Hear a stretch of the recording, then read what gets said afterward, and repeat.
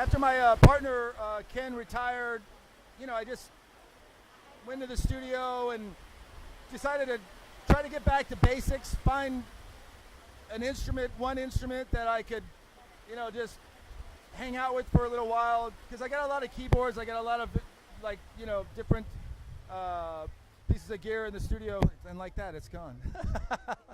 It was crazy weather.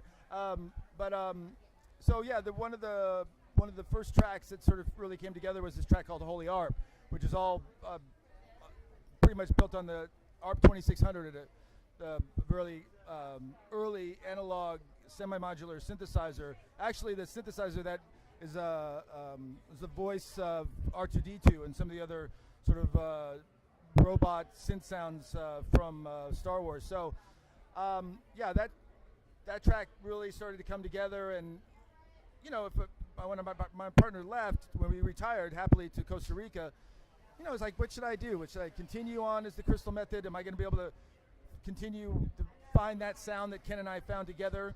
And when Holy Arp started to come together, I felt that was the right move to keep going. Worked out with Ken, and yeah, I'm here now. Been so happy with the response to the trip home.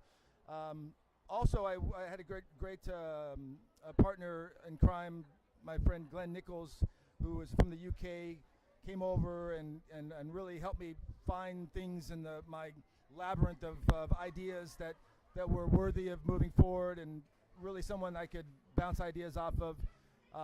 Especially the track "There's a Difference," which features Frankie Perez, who I'm going to have join me on stage here today. It's one of these things you go in, you look at all your gear, you look at the screen. It's a daunting task. It's like you're gearing up to climb some mountain, and you just got to take it one step at a time. And if you fall back down, you run into some problems being inspired or stagnant. You just got to figure out how to move forward. My key was hot sauce. Anytime I wasn't feeling right, or I needed just dab a little bit of Dave's Insanity sauce on my tongue, and that would change everything. So to trick those kids, no, don't do drugs, just do hot sauce. It's much safer.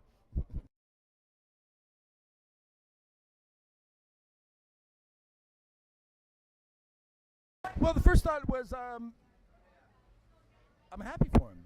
It was, we spent 20 years together, 20 plus years together as the Crystal Method, and I felt that I could see when he was talking to me, or I could see in his eyes that this was his next step. This was something that he and his wife was really into. They wanted to go down to Costa Rica. They wanted to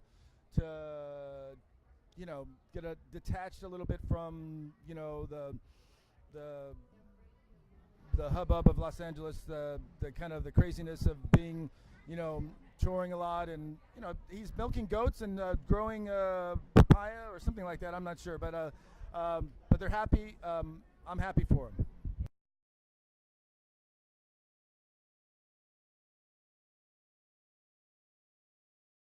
Trip Like I Do started out as two different songs. The way that starts out slow, and then it sort of evolves into this, more of a up-tempo breakbeat track.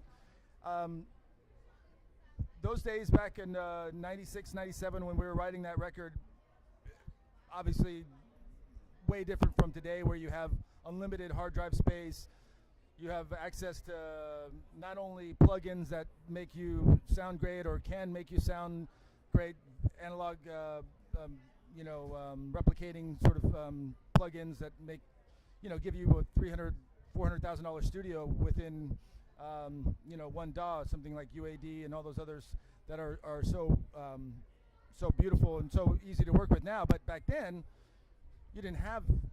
We had some samplers, and we had a couple pieces of outboard gear. We recorded it all through a Mackie 24 board, and we didn't have any recall back. We couldn't.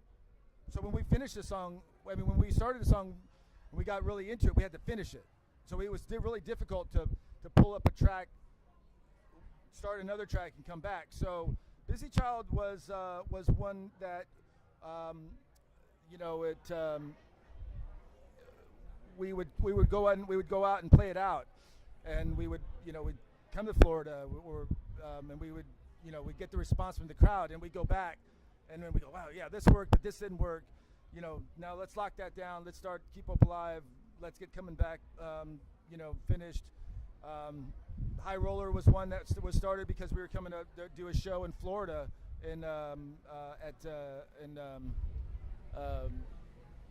Orlando. We were going to play Firestone. We thought, yeah, we should do something special for that show. So we had all that NASA dialogue from the early Apollo missions, and so we found this one that said something about Florida in it, and so we kind of put that in there. And then when we put the record out, High Roller, we took out the Florida thing so make it a little bit more universal. But it was a great time. I truly loved the opportunity to be able to make that record at that time in our little 2-car garage converted studio, and it's a wonderful thing that so many people still to this day come up to me and have memories attached to that album or to a certain song. They grew up with it, and I know what it's like growing up with music that you love. I'm, this weekend alone, Judas Priest, The Cult, those are bands that I looked up to, I listened to all the time. So I'm hopefully going to get a chance to tell them how much I appreciate their music, and it's a great deal of fun for me to be able to talk to people who have found something in our music that's touched them.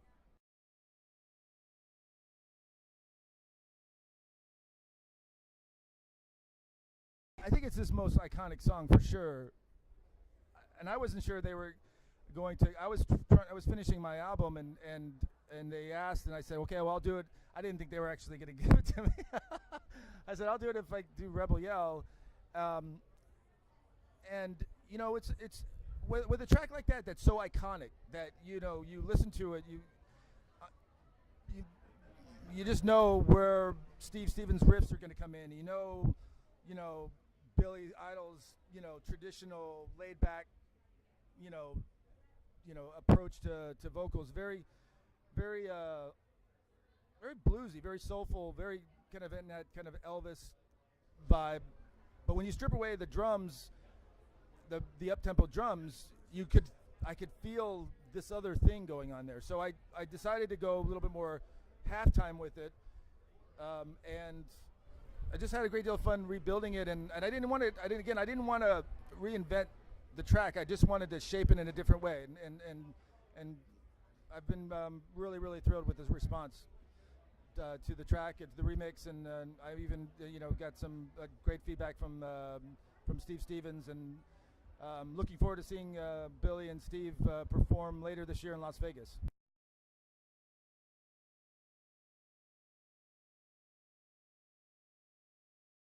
The garbage thing was amazing. We had a mutual friend that put us in contact with Butch, and they said, "Hey, we got a new album coming out. You want to do a remix?" And we were thrilled to the opportunity.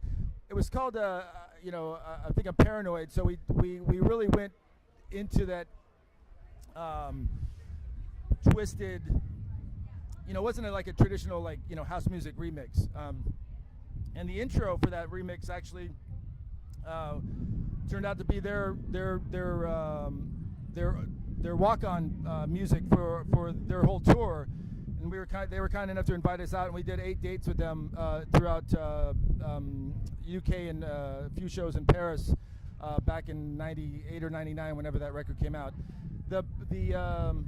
The Rage Against the Machine thing, that was, we would work with Tom on Weekend, and they were putting out that covers album, and another one that it's weird when you go in to do a remix. I'm so cognizant of the fact that somebody spent a lot of time working out this arrangement, and I really don't want to mess it up too much, because I feel that I don't want to make it all about me, or we don't want to make it all about us. We want to take the song, like with the Billy Idol track, and find a way to just reshape it and refocus it in a different way. And so I think one of my favorites, we did New Order over the years. Definitely What was another one we did? We did the POD. That was a great deal. We did a Lincoln Park one as well. The POD one was fun because that track was already just a great track. I mean, really epic. Just everybody knows the track. Boom. So that getting those parts, that was a great deal of fun. I stopped doing remixes for a while because again, I just felt that I needed to focus more on our music for a little while. But it is great. It is fun. I still, like I said, with Billy Idol, and if they come along, I'll take a nibble, and if they're into it, I'll definitely go all in.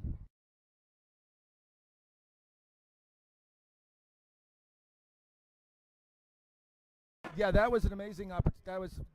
That was ridiculous. I did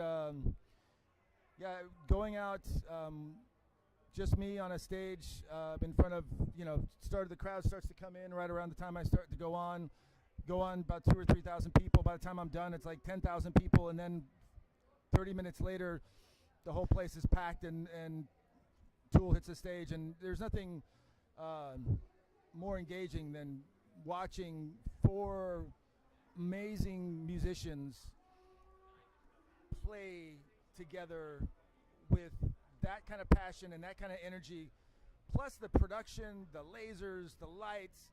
I mean, Danny Carey's a beast. I mean, he's ridiculous. He's one of the most underrated guitarists out there.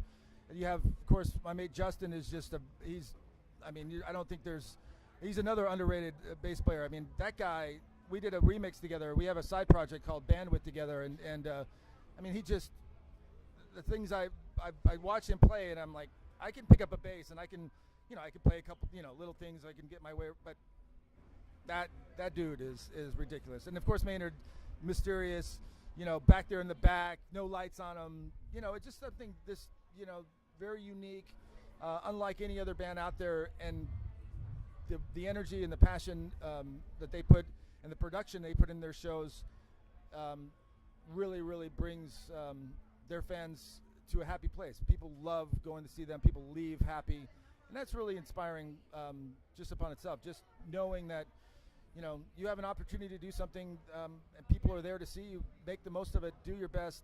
Go all out. Knock them dead.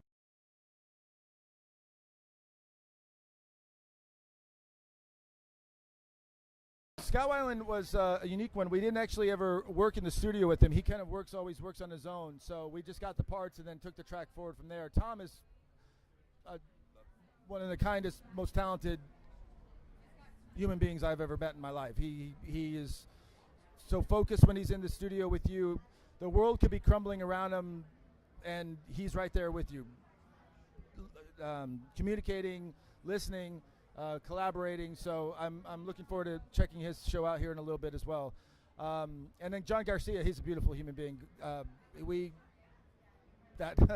took him on the road for a little while, and again, kind, generous human being that's got some voice on him for sure.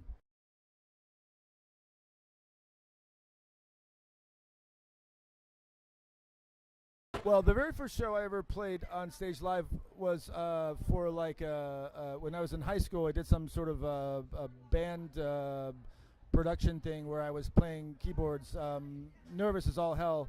The next one was I played a friend of mine and I opened up for Information Society at a club in Las Vegas back in 1989 or 90.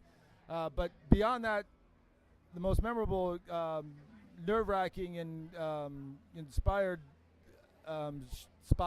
show I ever did was, when Ken and I went and started doing art shows. And the first ever live show that Ken and I did was we opened up for the Chemical Brothers back in Los Angeles in 1994 or 95, something like that. And oh man, I get this adrenaline rush. I'm getting it right now just by you brought up a lot of memories here.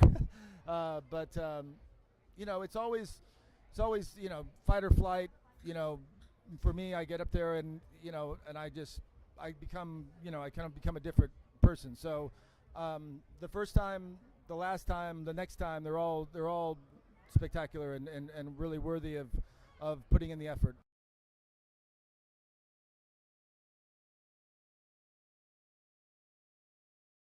Oh wow, it's an interesting.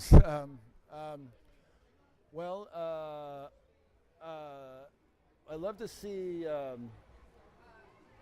Well, it would be great to see The Cure. That would be great to see The Cure. I've seen them before, but let's see.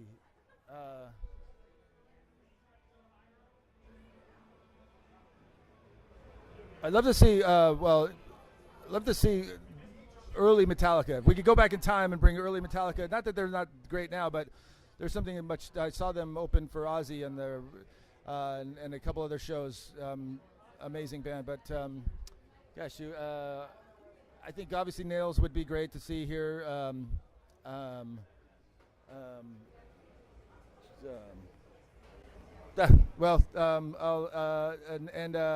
would, I'd love to see Fluke or Underworld, some great electronic bands.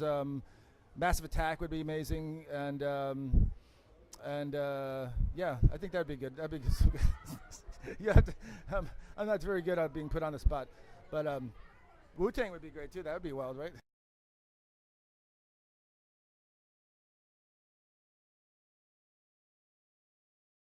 Scott Kirkland here from the Crystal Method, signing off to AcuityPie.com. Cheers.